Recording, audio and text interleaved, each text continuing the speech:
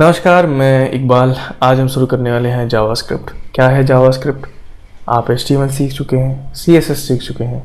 आपको पता है कि HTML से आप बताते हैं कि आपके वेब पेज में आपको क्या क्या चाहिए। बटन चाहिए, फॉर्म चाहिए, इनपुट बॉक्सेस चाहिए, टेक्स्ट चाहिए, इमेज चाहिए, वीडियो चाहिए, मतलब क्या क्या चाहिए आपके पेज में आप बताते हैं HTML से। CSS से क्या करते हैं? जो चीज़ें आपने HTML से इंक्लूड की हैं अपने पेज में, उनका स्टाइल कैसा हो। अगर फोटो है तो उसकी हाइट और विड्थ क्या होगी, अगर इनपुट बॉक्स है उसमें पैडिंग देनी है नहीं देनी है, बटन है तो बैकग्राउंड कलर क्या होगा, टेक्स्ट है तो उसका कलर क्या होगा, फॉन्ट क्या होगी, ये सारी चीज़ें बता दें CSS से। लेकिन अगर आप चाहते हैं कि आप उस बटन पर क्लिक करें तो कुछ होना चाहिए, वो कैसे करेंगे आप? जावास्क्रिप्ट से। आप कैलकुलेटर का डिज़ाइन तो बना सकते हैं HTML CSS से, लेकिन वो कैलकुलेटर फंक्शन करे, आप उनको नंबर्स दें तो उन नंबर्स पे वो मैथमेटिकल ऑपरेशन करे, ये आप अचीव कर पाएंगे जावास्क्रिप्ट से। जावास्क्रिप्ट क्या है? जावास्क्रिप्ट एक प्रोग्रामिंग लैंग्वेज है। प्रोग्रामिंग लैंग्वेज क्या है फिर? तो प्रोग्रामिंग लैंग्वेज ऐसा समझ लें, एक ऐसी लैंग्वेज होती है जिसमें आप कंप्यूटर से बात कर सकते हैं और इसे बता सकते हैं कि कोई प्रॉब्लम कैसे सॉल्व करनी है। ठीक है, अगर आप कहते हैं कि मुझे फैक्टोरियल कैलकुलेट करनी है, कंप्यूटर को नहीं पता फैक्टोरियल क्या होती है, आपको बताना पड़ेगा कि फैक्टोरियल को कैलकुलेट करने के ये स्टेप्स हैं और ऐसे फैक्टोरियल को आपको कैलकुलेट करनी है। ठीक, तो ये जो स्टेप्स बताई जाती हैं कि कोई काम कैसे करना है, ये आप बताते हैं प्रोग्रामिंग लैंग्वेज से। हम शुरू करने वाले हैं जावास्क्रिप्ट को। ठीक है, तो देखते हैं बेसिक जावास्क्रिप्ट का ये लेक्चर है, तो बहुत ही बेसिक सी चीज़ें जानेंगे हम इसमें। शुरू करते हैं, देखते हैं कि जावास्क्रिप्ट कहाँ लिखना है हमें। जावास्क्रिप्ट लिखने के लिए आप देख सकते हैं यहाँ पे मेरे पास एक index.html फाइल है, जिसे मैंने लाइव सर्वर की हेल्प से यहाँ राइट साइड में खोल के रखा हुआ है ब्राउज़र में। मैं यहाँ राइट क्लिक करूँगा, इंस्पेक्ट को चूज़ करूँगा, थोड़ी देर वेट करूँगा क्योंकि मेरी PC बहुत ही ज़्यादा स्लो है, और मैं इस पर क्लिक करूँगा और कंसोल को चूज़ करूँगा।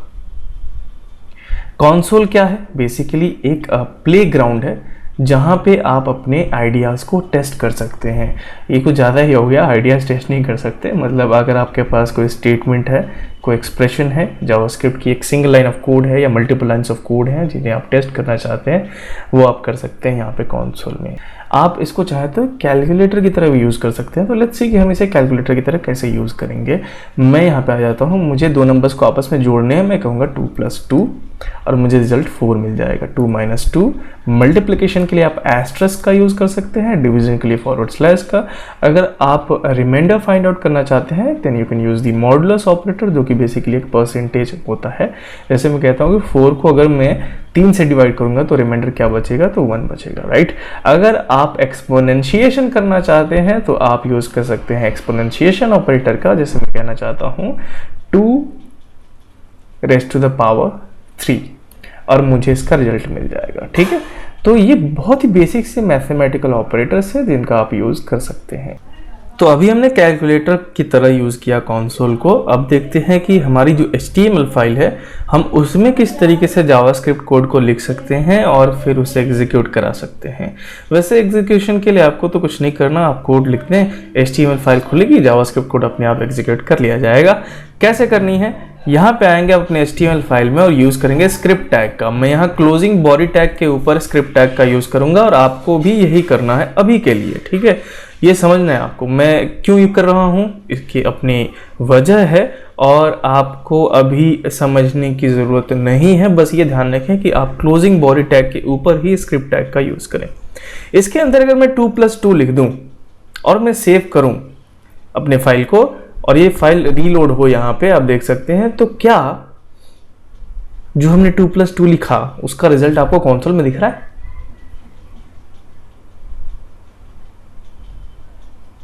या I am acting like Dora the explorer.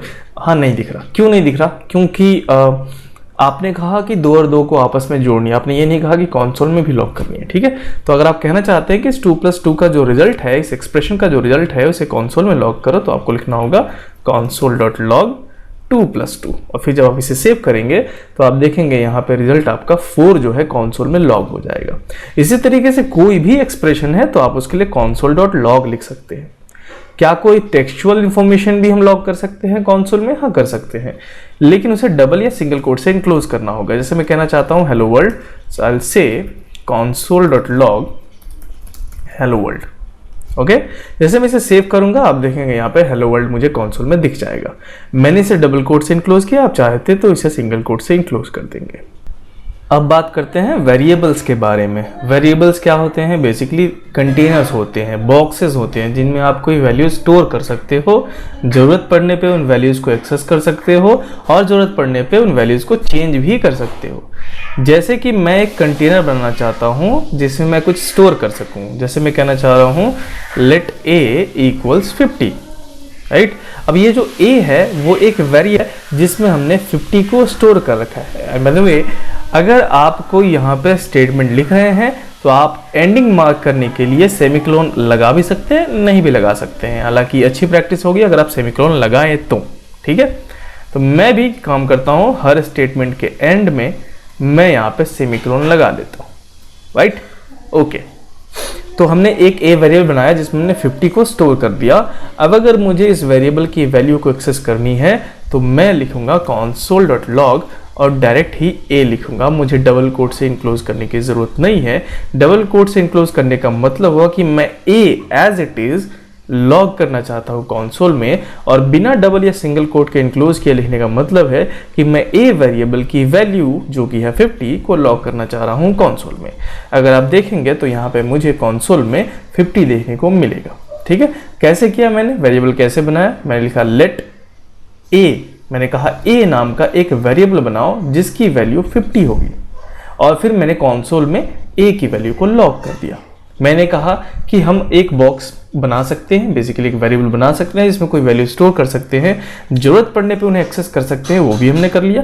जरूरत पड़ने पे उन्हें चेंज भी कर सकते हैं। क्या कर सकते हैं ऐसा? हाँ, कर सकते हैं। जैसे मैं कहना चाहता हूँ कि a में मैं 95 स्टोर करना चाहता हूँ, तो मुझे बस लिखना है a इक्वल्स 95। मुझे लेट लिखने की जरूरत नहीं है।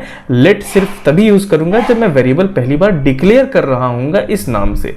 अगर मैं किसी और वेरिएबल को डिक्लेयर करना चाहता हूँ तो दोबारा मुझे लेट की यूज करनी पड़ेगी, ठीक है। मैं यहाँ पे लिखता हूँ console.log a, और अब आप देखेंगे कि पहली बार a की वैल्यू मुझे 50 मिली थी और अब मुझे 95 मिल रही है। एक और चीज़ नोटिस करेंगे आप, अभी भी मुझे यहाँ पे 50 देखने को मिल रही है इस लाइन की वजह से। console.log a जो मैंने लाइन नंबर 14 पे लिख रखा है, a यहाँ पे 50 इसीलिए हमें रिटर्न कर रहा है क्योंकि a में 50 है। इस लाइन से पहले a में 50 ही है, लेकिन इस लाइन के बाद, ये लाइन नंबर 15 जो है हमारा, इस लाइन के बाद a वेरिएबल की वैल्यू 95 हो चुकी है। इसीलिए आप इस लाइन के बाद जब भी a वेरिएबल की वैल्यू एक्सेस करेंगे तो आपको 95 ही मिलेगी, ना कि 50। इस लाइन के पहले अगर आप a वेरिएबल की वैल्यू एक्सेस करेंगे तो आपको 50 मिलेगी। ये बात बिल्कुल आप ध्यान में रख लें। क्या हम वेरिएबल्स का यूज कर सकते हैं मैथमेटिकल एक्सप्रेशंस में? कर सकते हैं। जैसे मैं कहना चाहता हूँ console.log a + 10, इसका मतलब होगा कि a वेरिएबल की जो वैल्यू है जो कि है 95, उसमें 10 जोड़ दो, यानी कि 105 यहाँ पे कंसोल में हमें देखने को मिलेगा। अगर आप यहाँ पे ध्यान से देखें तो क्या बात समझ में आ रही है?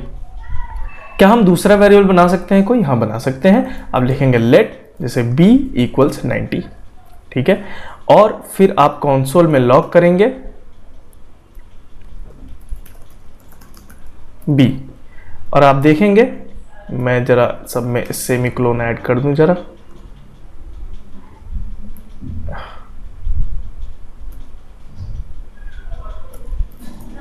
ओके, तो अगर आप देखेंगे यहाँ पे b वेरिएबल की वैल्यू b वेरिएबल की वैल्यू यहाँ पे 90 देखने को हमें मिल रही है। क्यों मिल रही है? क्योंकि b वेरिएबल हमने 90 स्टोर कर रखा है।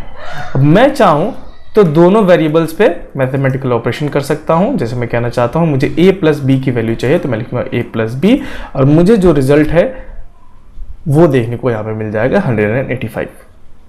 क्या आपको बात समझ में आ रही है? वेरिएबल कैसे डिक्लेयर करना है? लेट कीवर्ड का यूज करें, वेरिएबल का नाम लिखें, इक्वल ऑपरेटर लिखें, और यहाँ पे आप 50 या जो भी वैल्यू आप असाइन करना सकते हैं वो लिख दें। हालांकि इसे इक्वल ऑपरेटर नहीं, इसे असाइनमेंट ऑपरेटर बोलते हैं, राइट। उसके बाद से हम आ जाते हैं और थोड़ी सी और चर्चा कर लेते हैं असाइनमेंट के बारे में ही, थोड़ी सी और असाइनमेंट ऑपरेटर्स के बारे में बात कर लेते हैं। क्या मैं ऐसे कह सकता हूँ a इक्वल्स b + 10? इससे क्या होगा कि a वेरिएबल की वैल्यू अगर आप देखें अभी इस लाइन से पहले कितनी है, 95 है। मैं कह रहा हूं a equals b plus 10, b की वैल्यू इस लाइन के पहले कितनी है, 90 है, तो 90 प्लस 10 कितना हो, 100। और a वेरिएबल में अब जो वैल्यू होगी लाइन नंबर 25 के बाद वो हो जाएगी 100, राइट। मैं इसे अगर लॉक करूं तो आप देखेंगे कंसोल में जो मुझे रिजल्ट देखने को मिलेगा वो मिलेगा 100। क्या बात समझ में आ रही है? क्या मैं ऐसे भी कह सकता हूं a equals a plus 90, a plus 90, और इससे क्या होगा, मैं कह रहा हूं कि a वेरिएबल की जो वैल्यू है उसमें क्या हो जानी चाहिए, वो हो जानी चाहिए a वेरिएबल की वैल्यू जो अभी है प्लस 90। तो a वेरिएबल की वैल्यू अभी है इस लाइन नंबर 27 से पहले, वो है 100। तो 100 प्लस 90 इज 190। और अगर आप कंसोल में लॉग करेंगे a वेरिएबल की वैल्यू को तो आपको देखने को मिलेगा a वेरिएबल की वैल्यू जो है वो 190 हो चुकी है। तो अब बात कर लेते हैं किस तरीके से आप अपने कोड में कमेंट्स ऐड कर सकते हैं। कमेंट ऐड करने के लिए आप अगर सिंगल लाइन कमेंट है तो डबल फॉरवर्ड स्लैश का यूज कर सकते हैं और यहाँ पे लिख सकते हैं अपने कमेंट को, दिस इज अ कमेंट, मैंने लिख दिया। अगर मल्टी लाइन कमेंट है तो आप फॉरवर्ड स्लैश स्टार या एस्ट्रेस्क, फिर एस्ट्रेस्क और फॉरवर्ड स्लैश लिखेंगे और इसके बीच में आप अपना जो भी कमेंट है वो लिख सकते हैं। ये फर्स्ट लाइन है, ये सेकंड लाइन है। कमेंट क्यों दें? देखिए, कमेंट से अपने कोड को बिल्कुल भी भर नहीं देना है। इससे कोड आपका ना चाहते हुए भी आपको लगेगा कि आप बहुत ज़्यादा ऑर्गेनाइज कर रहे हैं अपने कोड को, पर इससे कोड ज़्यादा कॉम्प्लेक्स हो जाएगा, रीडेबल बिल्कुल नहीं रहेगा। हमारा मकसद क्या है कि हम कोड को रीडेबल रखें, ठीक है, ताकि इन फ्यूचर भी जब हम कोड को खुद भी रेफर करें तो हमें भी समझ में आए और जो कोई दूसरा बंदा अगर हमारे कोड को पढ़े तो उसको भी ये चीज़ समझ में आए। तो हमारे कोड का कोई ऐसा हिस्सा है जो आपको लगता है कि बहुत ज़्यादा कॉम्प्लेक्स है, जैसे बात कर लेते हैं रेगुलर एक्सप्रेशंस। रेगुलर एक्सप्रेशन हम पढ़ेंगे आगे क्या होती है, पर इतना समझ लीजिए एक ऐसा एक्सप्रेशन होता है जो सिर्फ उसी बंदे को समझ में आएगा जो रेगुलर एक्सप्रेशन अच्छे से समझता हो। तो अगर हम किसी ऐसे पर्सन के साथ उस कोड को शेयर करने वाले हैं जो रेगुलर एक्सप्रेशन बहुत ही कम समझता है या अच्छे से नहीं समझता, तो वहां पे कमेंट देना एडवाइजेबल होता है हमारे लिए। तो कोई भी ऐसा कोड पार्ट है हमारे पास जो आपको लगता है कि सीधे सिर्फ कोड पढ़ के वो चीज़ समझ में नहीं आने वाली है कि कोड में क्या हो रहा है, तभी आप कमेंट ऐड करें। अनलेस अगर आप कुछ और भी रीजंस हैं आपके कमेंट ऐड करने के तो कर सकते हैं। कैसे करना है मैंने आपको बता दिया है। तो अब बात कर लेते हैं कि क्या जो वेरिएबल के नाम हम दे रहे हैं a b, अभी तक हमने 2 वेरिएबल्स बनाए थे, क्या ये नाम देने के कुछ कायदे कानून है? हाँ है हमारे पास। सबसे पहले तो अगर आप वेरिएबल के नाम दें तो उन्हें डिस्क्रिप्टिव रखने की कोशिश करें। जैसे कि अगर आप रेडियस स्टोर करने वाले हैं किसी सर्कल का तो आप r ना लिखें, रेडियस उसे लिखें, ठीक है। जैसे आप प्रॉफिट स्टोर करने के लिए कोई वेरिएबल बना रहे हैं तो आप उसको प्रॉफिट लिखें, ना कि p, ठीक है। अगर आप किसी स्टूडेंट का ग्रेड स्टोर करने वाले हैं तो उसे ग्रेड नाम के वेरिएबल में स्टोर करें, ना कि जी नाम के वेरिएबल में। ये इस बात का आप ध्यान रखें। साथ ही कैमल केस का यूज करना है। कैमल केस क्या होता है कि जैसे अगर आपके वेरिएबल के नाम में आप लेट्स से कि 2-3 वर्ड्स आ रहे हैं तो जो पहला वर्ड होगा ना उसका जो पहला लेटर होगा वो आपको स्मॉल लेटर में लेना है। बाकी जो वर्ड्स आएंगे उनके पहले वर्ड का पहला लेटर जो होगा पहला लेटर जो होगा वो कैपिटल आपको रखना है, ठीक है। जैसे इसमें देखें तो ये सी पहले जो है वो स्मॉल है, बाकी ये जो सी है दूसरे नंबर पे वो कैपिटल है और यहाँ पे भी जो यू आ रहा है वो कैपिटल है, के आ रहा है वो कैपिटल है, ठीक है। तो हर वर्ड का पहला लेटर कैपिटल हो जाएगा सिवाय पहले वर्ड के। तो ये कैमल केस का यूज करना है। साथ में आपके वेरिएबल नेम में नंबर हो सकते हैं, अंडरस्कोर हो सकते हैं, डॉलर साइन भी हो सकता है, लेकिन नंबर से कभी भी वेरिएबल का आप स्टार्ट नहीं करेगा। आप डॉलर साइन से स्टार्ट कर सकते हो, आप अंडरस्कोर से कर सकते हो, पर नंबर से कभी भी वेरिएबल का नाम स्टार्ट नहीं कर सकते। जैसे अगर मैं यहाँ पे आगे कहूँ कि लेट डॉलर प्रॉफिट इक्वल्स 90 तो परफेक्टली फाइन है, कोई दिक्कत वाली बात नहीं है, मैं इसको एक्सेस भी कर सकता हूं, यहाँ पे कोई दिक्कत नहीं है। लेकिन अगर मैं कोई नंबर से स्टार्ट करूंगा वेरिएबल को, जैसे 1 num इक्वल्स 90, तो ये बिल्कुल ही इनवैलिड, आप देख सकते हैं यहाँ पे हमारे पास एरर आ रहा है, इनवैलिड और अनएक्सपेक्टेड टोकन, क्योंकि वेरिएबल का नाम बिल्कुल भी वैलिड नहीं है, ठीक है। तो इस बात का आप बिल्कुल ध्यान रखेंगे कि नंबर से आप वेरिएबल का नाम स्टार्ट नहीं कर सकते। आप डॉलर से स्टार्ट कर ले, आप अंडरस्कोर से स्टार्ट कर ले, आप किसी लेटर से स्टार्ट कर ले। साथ ही एक और चीज आप ध्यान रखेंगे, मैं यहाँ पे पॉइंट आउट करना चाहूंगा कि जावास्क्रिप्ट केस सेंसिटिव है। इसका क्या मतलब है कि अगर आपने ए नाम की कोई वेरिएबल बना लिया और उसमें 90 स्टोर कर दिया और आपने दूसरा वेरिएबल बना लिया कैपिटल ए नाम से और उसमें 95 स्टोर कर दिया, ये ए और ये कैपिटल ए दोनों बराबर नहीं है, ये दोनों अलग अलग हैं। तो जब आप स्मॉल ए लिखते हो तो आपको 90 मिलता है और कैपिटल ए लिखते हो तो आपको 95 मिलता है। ठीक उसी तरीके से अगर आप लिखते हो प्रॉफिट इक्वल्स 95 और फिर आपको दूसरा वेरिएबल बनाते हो PROFIT इक्वल्स 98। फिर आप तीसरा वेरिएबल बना सकते हो प्रॉफिट, जिसमें सारे के सारे लेटर्स जो है वो कैपिटल है। आप चौथा वेरिएबल बना सकते हो इसमें PRO कैपिटल है और FIT स्मॉल लेटर्स में। आप देख सकते हो ये सारे अलग वेरिएबल्स हैं। जैसे PRO FIT अगर आप एक्सेस करोगे आपको 5 मिलेगा। आप अगर सारे कैपिटल लेटर्स लिखोगे आपको 96 मिलेगा। अगर आप सिर्फ पहला लेटर कैपिटल लिखोगे आपको 98 मिल रहा है। क्या बात समझ में आ रही है? जावास्क्रिप्ट केस सेंसिटिव है, तो इस बात का ध्यान रखना है कि उसके लिए कैपिटल ए और स्मॉल ए बिल्कुल भी सेम नहीं है। ठीक है, इस बात का भी ध्यान रखेंगे। फिर हमने can not start with number, ये देख लिया हमने देख लिया कि आप डॉलर साइन से स्टार्ट कर सकते हो, अंडरस्कोर से स्टार्ट कर सकते हो, पर नंबर से कभी भी स्टार्ट नहीं कर सकते। और जावास्क्रिप्ट केस सेंसिटिव है, ये बात बिल्कुल ध्यान में रखना। मैं इसको यहाँ पे नोट भी करता हूँ, जावास्क्रिप्ट या JS इज केस सेंसिटिव, ये ध्यान रखनी है हमें। ठीक है, ओके। अब रिजर्व कीवर्ड्स का यूज नहीं कर सकते। रिजर्व कीवर्ड्स क्या है? जैसे देखिए हम यहाँ पे मैं लेट लिख रहा हूँ यहाँ पे बार बार। ठीक है, लेट क्या है? लेट एक कीवर्ड है। जब आप लेट लिखते हो तो जावास्क्रिप्ट को लगता है कि आप कुछ डिक्लेयर करने वाले हो, कोई वेरिएबल डिक्लेयर करने वाले हो, कुछ करने वाले हो। नहीं, इसका स्पेशल डिफाइंड मीनिंग है। ठीक है, ऐसे ही बहुत सारे कीवर्ड्स हैं जावास्क्रिप्ट में। इफ है, एल्स है, व्हाइल है, फॉर है, लेट है, कॉन्स्ट है, वेर है, बहुत सारे कीवर्ड्स हैं हमारे पास। क्या सबको याद रखना है? नहीं। आप बस यहाँ पे एक सिंपल गूगल सर्च कर सकते हैं JS रिजर्व्ड कीवर्ड्स, और आपको सारी की सारी लिस्ट मिल जाएगी जो भी रिजर्व कीवर्ड्स हैं जावास्क्रिप्ट में। उनको याद नहीं करना, बस उनको आप एक बार देख लेंगे कि ये सारे रिजर्व कीवर्ड्स हैं। हम इन सब के बारे में इस कोर्स में बात करेंगे। ठीक है, तो ये जो भी रिजर्व कीवर्ड्स हैं इनका आप यूज नहीं कर सकते अपने वेरिएबल के नाम देने में।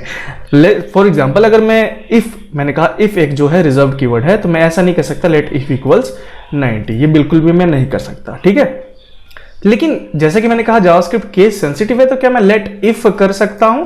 कर सकता हूं। ठीक है, क्योंकि ये जो इफ है ये कैपिटल में मैंने लिख रखा है, इसीलिए मैं ये बिल्कुल कर सकता हूं। और इफ अभी 90 को रेफर कर रहा है, ये इफ जो है वो इस इफ के बराबर नहीं है, जावास्क्रिप्ट केस सेंसिटिव है इसीलिए। ठीक है, तो इस बात का बिल्कुल ध्यान रखेंगे। रिजर्व कीवर्ड का यूज नहीं कर सकते। कैसे पता करेंगे? सिंपल गूगल सर्च करेंगे, सिर्फ एक बार देख लेना है कि रिजर्व कीवर्ड्स हैं, इनका यूज हम नहीं कर सकते। ठीक है, बस, और उन्हें याद करने की जरूरत नहीं है। फिर हमने देखा कि आप नाम को डिस्क्रिप्टिव रखो। रिजर्व जावास्क्रिप्ट कीवर्ड्स आप नहीं यूज कर सकते, स्टार्ट नंबर से स्टार्ट नहीं हो सकता। आप लेटर, नंबर, अंडरस्कोर या डॉलर साइन से स्टार्ट कर सकते हो। हमने कैमल केस यूज करो, इसके बारे में देख लिया। तो ये सारे नेमिंग कन्वेंशंस हैं जिनको आपको फॉलो करनी है अगर आप वेरिएबल डिक्लेयर कर रहे हैं जावास्क्रिप्ट। तो आई होप आपको ये चीज तो समझ में आई होगी।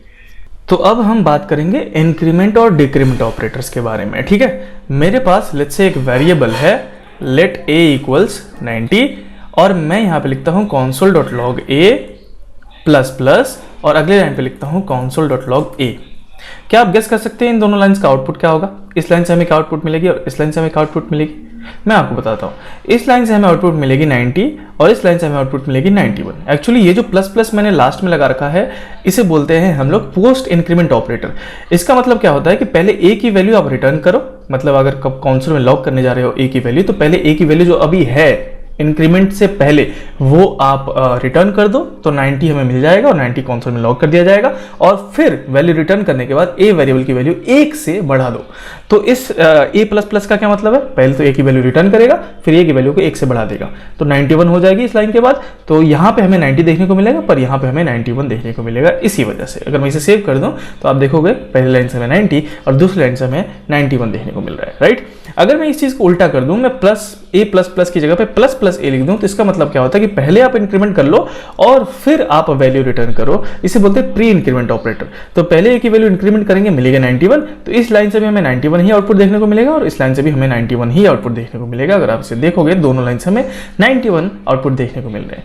ठीक इसी का उल्टा हमारे पास होता है, प्लस इंक्रीमेंट का उल्टा हमारे पास डिक्रीमेंट होता है। हमारे पास प्री डिक्रीमेंट होता है, तो पहले डिक्रीमेंट किया जाएगा और फिर वैल्यू रिटर्न की जाएगी। और अगर आप इसे लास्ट में लगा दोगे तो पहले डिक्रीमेंट पहले वैल्यू रिटर्न की जाएगी, फिर डिक्रीमेंट किया जाएगा। ठीक है, तो ये थे इंक्रीमेंट और डिक्रीमेंट ऑपरेटर। उसमें भी पोस्ट इंक्रीमेंट क्या होता है, आप वेरिएबल के नाम के बाद में जो प्लस प्लस लगाते हो या माइनस माइनस लगाते हो वो पोस्ट इंक्रीमेंट या पोस्ट डिक्रीमेंट होते हैं, और वेरिएबल के नाम के पहले जो लगाते हो वो प्री इंक्रीमेंट या प्री डिक्रीमेंट होते हैं हमारे पास, ठीक है। तो आई होप आपको ये पोस्ट इंक्रीमेंट और प्री इंक्रीमेंट में फ़र्क समझ में आया होगा और ये कैसे काम करते हैं ये भी आपको समझ में आया होगा, ठीक है।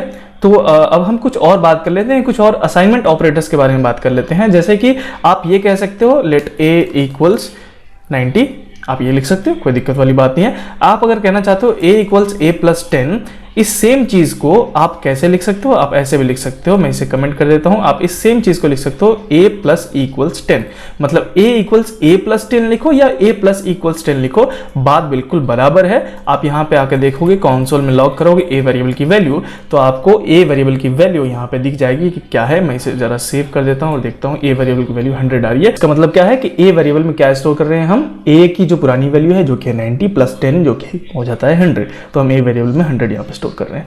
आप प्लस इक्वल की जगह पे माइनस इक्वल कर देते हो, इसका मतलब होगा a इक्वल्स a माइनस 10, और इसका मतलब होगा कि 90 में से 10 को घटा लिया जाएगा और फिर हमें जो आउटपुट मिलेगा वो हमारे a वेरिएबल की वैल्यू हो जाएगी।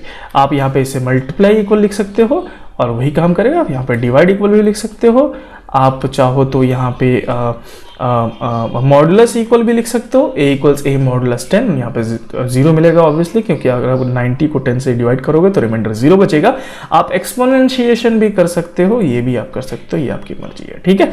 तो ये चीज़ भी आप कर सकते हो, बिल्कुल आपकी मर्जी है। आई होप आपको ये असाइनमेंट ऑपरेटर्स आपको समझ में आएंगे। क्या क्या हमने बात किया, अभी हमने बात किया प्लस प्लस और हमने माइनस माइनस के बारे में बात किया। इसमें भी पोस्ट इंक्रीमेंट और प्री इंक्रीमेंट और पोस्ट डिक्रीमेंट और प्री डिक्रीमेंट के बारे में बात किया हमने प्लस इक्वल के बारे में बात किया, minus equal, multiply equal, divide equal, modulus equal के बारे में बात किया, एक्सपोनेंशिएशन इक्वल के बारे में बात किया।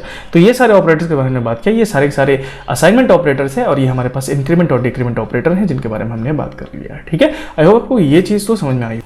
तो आज की क्लास काफ़ी लंबी हो चुकी है, एक छोटी सी और चीज़ मैं आपको बता देता हूँ और फिर हम लोग आज का जो ये लेक्चर है वो ख़त्म करते हैं। वो क्या है कि अभी तक मैंने वेरिएबल में सिर्फ नंबर ही स्टोर किया था। क्या सिर्फ नंबर ही स्टोर कर सकते हैं? ना जी, बहुत सी चीज़ें स्टोर कर सकते हैं। अभी हमने दो तरीके के डेटा टाइप्स को देखा, एक तो हमारे पास नंबर था और एक स्ट्रिंग थी। स्ट्रिंग में वही याद है जो हमने हेलो वर्ल्ड प्रिंट किया था कंसोल में, वो भी हम स्टोर कर सकते हैं किसी वेरिएबल में। जैसे कि मैं यहाँ पे एक वेरिएबल बनाता हूँ लेट नेम इक्वल्स और यहाँ पे मैं लिख देता हूँ तासिफ इकबाल, ये मैंने लिख दिया। और फिर मैं जब इस वेरिएबल की वैल्यू को एक्सेस करना चाहता हूँ तो मैं बस लिखूँगा console.log और यहाँ पे नेम, और देखोगे आप नेम वेरिएबल की जो वैल्यू है वो मुझे कंसोल में मिल जाएगी। अगर मैं इस वेरिएबल के साथ कोई और स्ट्रिंग भी प्रिंट करना चाहता हूँ, जैसे कि माई नेम इज तासिफ इकबाल, तो वो मैं कैसे कर सकता हूँ? यहाँ console.log में यहाँ पे आपको लिखना है माई नेम इज और फिर यहाँ पे कॉमा से सेपरेट कर देना है और आप देखोगे यहाँ पे माई नेम इज तासिफ इकबाल लिखा हुआ आ रहा है। ऐसे नहीं करना चाहते हो, अब दूसरे तरीके से कर सकते हो। आप क्या कर सकते हो, यहाँ पे आ सकते हो और लिख सकते हो console.log और माई नेम इज और फिर यहाँ पे प्लस लगा सकते हो और फिर यहाँ पे नेम लिख सकते हो, ठीक है। हम लोग स्ट्रिंग के बारे में जब पढ़ेंगे तो पढ़ेंगे कि ये कैसे हो रहा है, इसे स्ट्रिंग कॉन्कैटिनेशन बोलते हैं हम, इसके बारे में हम डिटेल में बात करेंगे। लेकिन आप देखेंगे कि अब यहाँ पे माई नेम इज तासिफ इकबाल लिखा हुआ आ रहा है। क्या हमने एक बार किसी वेरिएबल में कोई स्ट्रिंग स्टोर कर दिया तो क्या उसमें कभी नंबर स्टोर कर सकते हैं? कर सकते हैं, ठीक है। यहाँ पर नेम इक्वल्स मैं 90 कर दे रहा हूँ और अगर आप देखेंगे कि मैं इस लाइन के बाद जब नेम वेरिएबल की वैल्यू एक्सेस करने की कोशिश करूंगा तो मुझे जो वैल्यू मिलेगी यहाँ पे वो 90 मिलेगी, ना कि तासिफ इकबाल। इसके बाद मैं थोड़ी सी एक और थोड़ा सा आपका टाइम लेना चाहूँगा, लेक्चर लंबा होता जा रहा है पर ये ज़रूरी है, थोड़ी सी बेसिक चीज़ है। हम 3 कीवर्ड्स के बारे में बात कर लेते हैं, लेट, कॉन्स्ट और वैर के बारे में, ठीक है। हालांकि इनके बीच में क्या डिफरेंस है वो ज़्यादा आपको तो समझ में नहीं आएगा पर कोशिश करते हैं, ठीक है। लेट कीवर्ड तो हम अभी तक यूज़ करते हुए आ रहे हैं, हम वेरिएबल डिक्लेयर करना था तो हमने कर लिया, लेट कीवर्ड का यूज़ किया। कॉन्स्ट का यूज़ हमने देखा कि लेट कीवर्ड से जो वेरिएबल बना था उसकी वैल्यू को हम चेंज कर सकते थे, तो गेस करो कॉन्स्ट से क्या होता होगा? ऐसा वेरिएबल बना सकते हो जिसकी वैल्यू चेंज नहीं हो सकती, ठीक है। तो जैसे मैंने बना लिया यहाँ पे कॉन्स्ट, पाई नाम से वेरिएबल बना लिया, उसमें 3.14 स्टोर कर लिया, कोई दिक्कत नहीं है। और यहाँ पे आप कंसोल में पाई वेरिएबल की वैल्यू लॉग कर सकते हो बिना किसी दिक्कत के। इसे मैं जैसे सेव कर दूंगा 3.14 मिलेगा। लेकिन जब मैं इसे रीअसाइन करने की कोशिश करूंगा, अगर मैं कहूंगा 5 = 5 तो आप देखोगे ऐसा नहीं हो पाएगा, यहाँ पे मुझे एरर देखने को मिलेगा असाइनमेंट टू कांस्टेंट वेरिएबल का, ठीक है। एक और चीज आप ध्यान रखना, लेट और कॉन्स्ट के बीच में छोटा सा डिफरेंस मैं और बता देता हूँ। क्या है कि अगर आप लेट से कोई वेरिएबल डिक्लेयर करना चाहते हो तो आप कह सकते हो लेट ए एक लाइन पे, और अगले लाइन पे आके कह सकते हो लेट ए इक्वल्स 90। ये परफेक्टली फाइन है, कोई दिक्कत नहीं है, कोई एरर आपको देखने को नहीं मिलेगा। लेकिन अगर आप कॉन्स्ट वेरिएबल बना रहे हो, कॉन्स्ट कीवर्ड का यूज कर रहे हो किसी वेरिएबल को डिक्लेयर करने के लिए, तो आपको इसी लाइन पे, मैं दूसरी लाइन पे आ जाता हूं, इसी लाइन पे आपको असाइन भी करना पड़ेगा वैल्यू को। जैसे मैं कह रहा हूं कॉन्स्ट पाई, और मैं चाहता हूं कि अगले लाइन पे मैं आके पाई की वैल्यू दे दूं, तो ऐसा नहीं हो सकता। आप देखोगे मुझे यहां पे एरर देखने को मिलेगा। ठीक है, कह रहा है कि मिसिंग इनिशियलाइजर इन कॉन्स्ट डिक्लेरेशन। तो आप जब डिक्लेयर करें किसी कांस्टेंट वेरिएबल को, तो आपको वहीं के वहीं उसकी वैल्यू भी असाइन करनी पड़ेगी, इनिशियलाइज करनी पड़ेगी उस वेरिएबल को किसी वैल्यू से। ये बात आपको ध्यान रखनी है। क्या कॉन्स्ट वेरिएबल में सिर्फ नंबर स्टोर कर सकते हैं? ना जी, इसमें भी नाम स्टोर कर सकते हो आप, है ना। नाम इक्वल्स, यहाँ पे आप तासिफ लिख दो, और फिर जब आप इस वेरिएबल की वैल्यू एक्सेस करना चाहोगे console.log नेम, तो आप देखोगे कोई दिक्कत नहीं होगी, यहाँ पे परफेक्टली फाइन है। लेकिन ये कांस्टेंट वेरिएबल है तो इसकी वैल्यू आप चेंज नहीं कर सकते हो। अगर आप कहोगे कि नेम इक्वल्स दानिश, तो ऐसा आप बिल्कुल नहीं कर सकते। यहाँ पे एरर देखने को मिलेगा असाइनमेंट टू कांस्टेंट वेरिएबल का। ठीक है, तो ये आप बिल्कुल नहीं कर सकते। वैर क्या है? वैर देखिए, अभी जैसे कि किसी सॉफ्टवेयर का अपडेट आता रहता है ना, अभी अब अगर आप MS वर्ड या एक्सेल अगर आपने पढ़ी हो, या कोई भी सॉफ्टवेयर हो, कोई भी ऐप हो, अपडेट आता रहता है। व्हाट्सएप आप यूज करते हो, अपडेट आते रहते हैं, उसमें नए फीचर्स ऐड होते रहते हैं। उसी तरीके से जावास्क्रिप्ट भी समय समय पर अपडेट होता रहता है। ठीक है, तो इसका जो पुराना तरीका था वेरिएबल डिक्लेयर करने का, वो था हमारे पास वैर, जो कि अब बहुत ही कम यूज होता है, और आप भी अवॉइड करें तो बेहतर होगा आपके लिए। लेकिन आप चाहें तो वैर कीवर्ड का यूज करके भी किसी वेरिएबल को डिक्लेयर कर सकते हैं, वैर a इक्वल्स 90, और फिर आप इसकी वैल्यू को एक्सेस भी कर सकते हैं, कोई दिक्कत वाली बात नहीं। ठीक है, तो आप ऐसा भी कर सकते हैं, कोई दिक्कत नहीं होगी। ठीक है, लेकिन इनके बीच में और भी क्या फर्क है ये हम पढ़ेंगे आगे आने वाले लेक्चर्स में। फिलहाल के लिए इतना काफी रहेगा कि आप लेट कीवर्ड का यूज करके वेरिएबल डिक्लेयर कर सकते हैं, वैर से भी कर सकते हैं, कॉन्स्ट से भी कर सकते हैं, पर कौन सा कीवर्ड कब यूज करना है ये आपको समझ में आई थिंक अभी के लिए तो आ गया होगा। और आज के लिए इतना काफी है, मिलेंगे फिर हम अगले लेक्चर में, जहां पे हम और चीजों के बारे में बात करेंगे। नमस्कार, मैं इकबाल, और उम्मीद करता हूँ कि आपको लेक्चर पसंद आया होगा। तो प्लीज़ लाइक करें और सब्सक्राइब करें हमारे चैनल को, अगर आप इस सीरीज से जुड़ना चाहते हैं। तो thank you very much, see you next time.